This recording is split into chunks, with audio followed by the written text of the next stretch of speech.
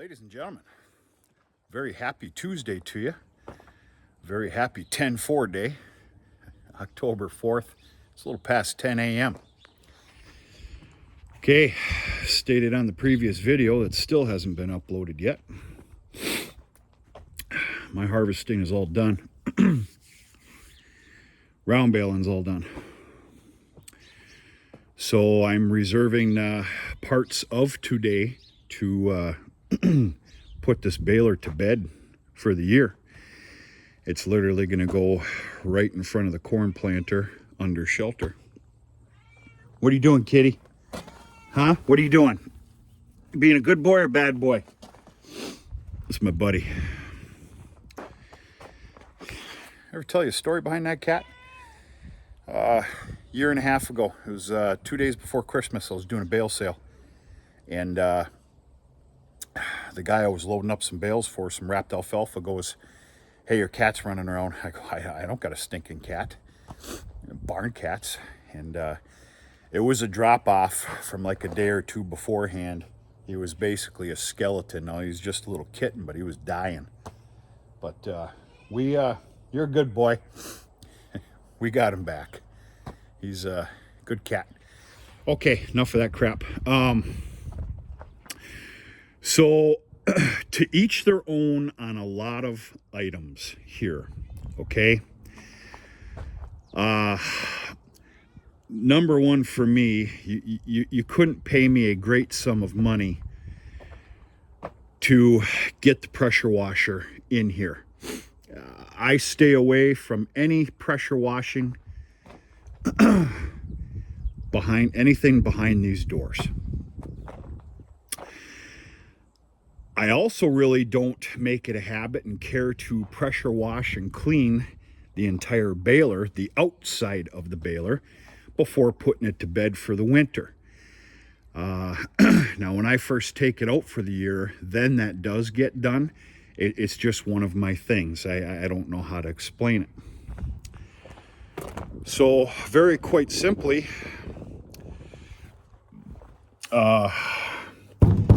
and I took the rolling net wrap off here to let go of some tension on spring systems. I also I let loose the brake, and I very simply clean this out. Yes, I could have done a better job by way of compressed air with this little guy, because my big Bertha took a dump on me.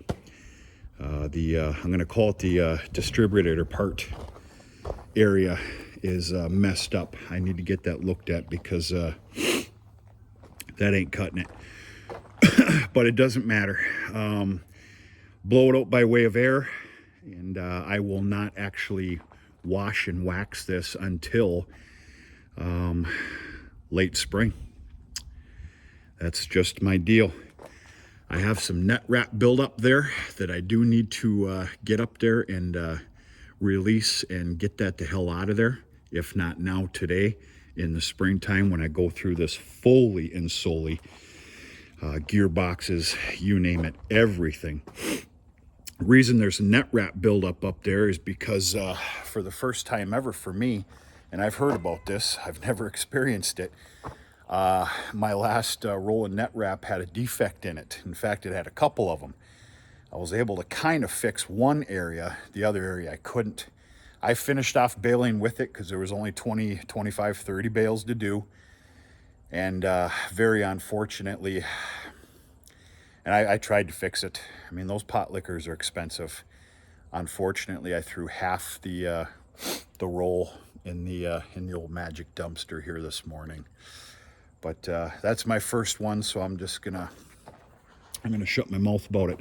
Okay, what I probably should have started off first, and again, to each their own, we all have our own things here.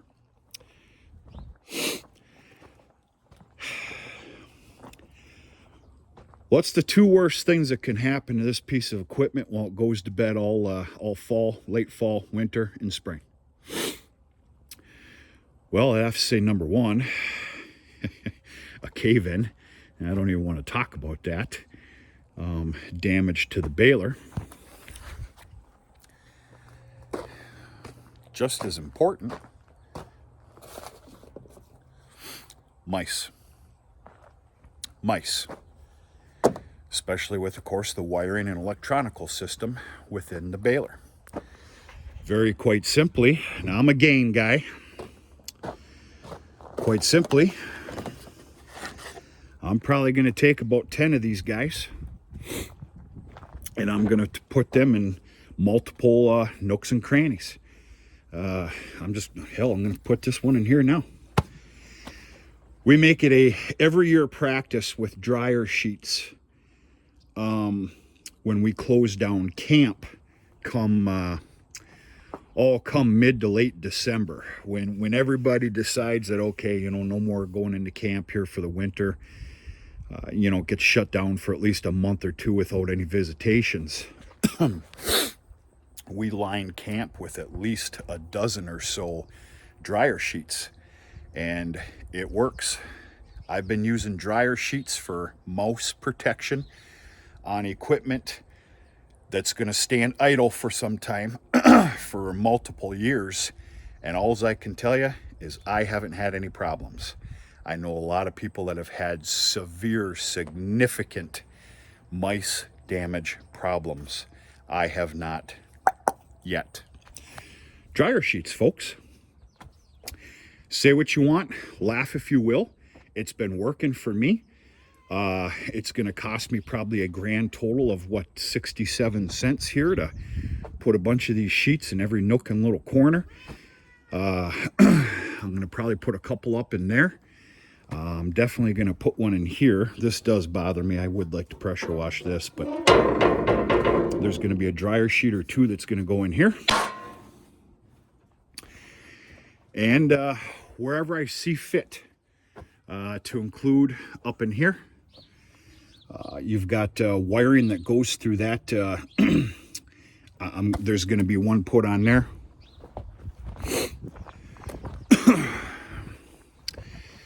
Neighbor farmer not too far away had a large square baler. Got absolutely attacked, all electronics, wiring, and everything else, dirt while it sat through the winter. And if I'm not mistaken, between the servicing, the new wiring, and the harnesses, and all that other jibber jabber, I know the bill was over $10,000. So I'm going to delete what I can with about 67 to 75 cents worth of dryer sheets. So words to the wise, laugh if you want, otherwise maybe try it. It's just a nice little safety sake, and gives me a vote of confidence because I have not had problems yet. I'll stick a few up in here, and that's it. Yeah. The other thing that I practice doing is giving this a very small, very light grease job. I will then, of course, run it at, PTO speed for, let's just say, a minute. I dare say let it ingrain itself with that grease. And that is it. Monitor's already been taken out of the tractor. I store that stuff along with the other electronics down in the basement for the winter. And go from there. Yeah, this has been a day of, so far, it's still early, of a little bit of winter prep. I did a couple things to the wrapper. That got parked behind the barn. And then, I don't even want to bring you in this machine shed. This thing is absolutely disgusting. So, I'd love to shed everything that I have. Well, I don't have that luxury. Balers and planters, they get shedded first. Unfortunately, the wrapper cannot. So,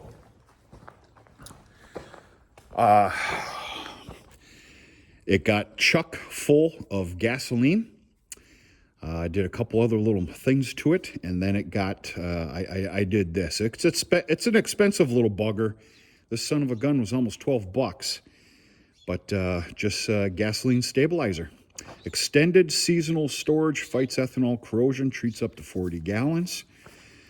And add 1 ounce to each 2.5 gallons of fuel. Mix well, run engine with treated fuel for 4 to 5 minutes, which is what I did to the wrapper this morning. Then the magical compartment where the engine is. Oh, this shed is a disgusting mess. This is embarrassing. Whatever. Things are busy.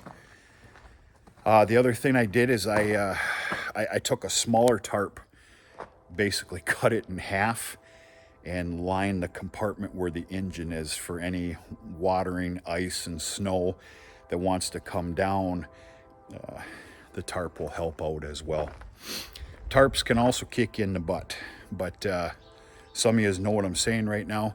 I opted to loosely protect it from any draining water. And that's it. Partridge in a pear tree, folks. The other thing I will do before running it at PTO speed with a very light grease job is I will, that chaff and the millions and millions of small seeds, that always gets me. The other thing that I will do is hit all my chains with a chain and sprocket lubricant lightly. We're not going for gold here, folks. We're putting her to bed. And yeah, understand we all have our own way. There's a lot of people that can't stand seeing something like this right here, all this gunk before going to bed for the winter. I get it. I'm on your side. I hear you. I opt not to get a pressure washer in there. I just not going to do it. I can only safely assume half of you are on board with me. I don't know. Once this baler's done, put to rest, parked where it's going, this tractor's going to get a complete makeover. Big cleaning. Inside is pretty stinking bad. Fluid levels, everything like that. Now, I will not get an oil change for the winter. The 6150 will sit for the winter until or unless we get a sizable amount of snow. And then, unfortunately, it'll have to replace the cabbed 6400 on the manure spreader. There's only one tractor on this farm that gets serviced completely twice a year, and that's the 6420. That's not only a full spring, summer, and fall time workhorse, but it's started just about every day in the winter. So I won't be alone, and I'll have the 6420 in here and give it a complete servicing and go from there. So yeah, my magic trick here, dryer sheets. Mice hate them. They hate them. I don't know. Listen if you want or don't. That's fine.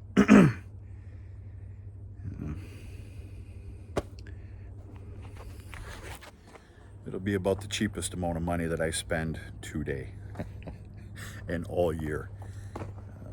It works. It really does. Other than that, I got a little bit of fencing stuff in here. I had a small emergency this morning. The cows decided it was fitting to roll the feeder wagon down the hill. Went through the high tensile fencing and into the woods. Yeah. So this morning started off with a nice few F-bombs, you know. Everything's good to go. I got to do a little more fixing, but that problem's been solved. That's it, folks. Just turning on the video here.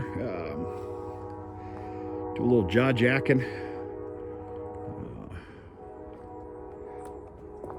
That's all I got. Feels good. I don't want to talk anymore about how this year's been tough. that boohooing's over. It's that's over. I'm just gonna simply tell you that it feels pretty good to clean this up to my fitting for the winter and get it parked. So